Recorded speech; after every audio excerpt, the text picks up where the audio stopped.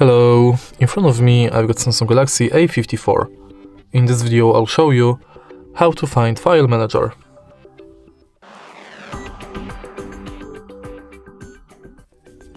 In the beginning, let's go to App Drawer and search for Files app. As you can see right here, we've got the My Files app. Let's enter it. And thanks to this app, you've got access to your internal storage, SD card, OneDrive, images, videos, audio files, documents, downloads and apps.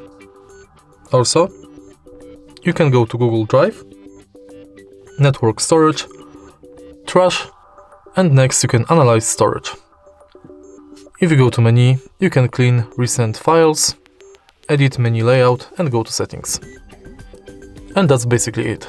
If you find this video helpful, please leave like, comment and subscribe.